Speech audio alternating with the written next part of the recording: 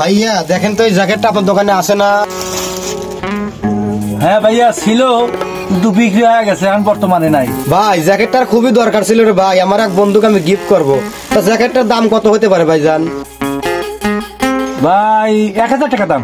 আরে ভাই 5000 টাকা হলে আমি নিতাম, আমার জ্যাকেটটা খুবই দরকার। হ্যাঁ 5000? ভাই তাহলে বায়না দিয়ে যান, আমি কালকে আপনাকে এনে দিচ্ছি। আচ্ছা ভাই ঠিক আছে, এই যে 1000 টাকা পায় না, কিন্তু কালকের দিনের ভিতরে কিন্তু আমাকে দিতে হবে ভাই জান। আচ্ছা ভাই আসেন তাই। আচ্ছা ভাই থ্যাংক ইউ। বাহ 500 টাকা দিয়ে কিনা 1000 টাকা বেচা, এই বেটা কি গর্দবের গর্দব। 1000 টাকা বায়না দিয়ে গেছে, 5000 টাকা দিয়ে বেচছো, তাহলে তো পুরোটাই লাভ আমার। যাই গা, ভালো একটা ব্যবসা হয়ে যাবে, সামনে রোজার ঈদও আসতেছে। ভাই দেখেন তো নতুন প্রোডাক্ট, দেখেন তো এই প্রোডাক্টটা আপনার দোকানে চলবে নাকি, বেচতে পারবেন? হ্যাঁ এই মালিক আমি খুঁজতেছি। ভাইয়া দাম কত? ভাইয়া নতুন প্রোডাক্ট, ভাইয়া দাম তো বেশি না, 3000 টাকা পড়বে।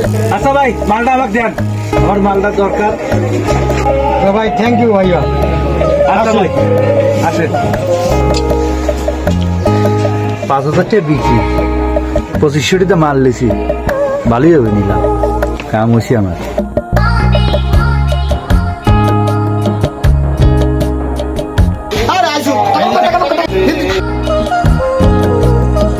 খুব ভালো ব্যবসা হচ্ছে কিন্তু, ঠিক আছে, আবার দরকার হলে তো অবশ্যই জানাবো, তুই আসবি কিন্তু। এরকম ব্যবসা করলে আমাদের কোনো অভাব পড়বে না, ঠিক আছে?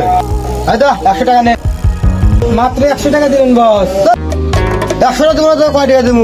সব বুদ্ধি তো আমার, মাথা খাটার লাগে আমার। আরে যা, আরো বড় বড় কাজ পালি জানাবো না, যা এখন বেশি ভাড়া দেবো না, যা। এরকম ব্যবসা থাকলে মোটামুটি কাজ করে খাওয়ানো লাগে না, ভালো ব্যবসা এটা। 1 রুপিতে 5000 টাকা আমি করে হারালাম।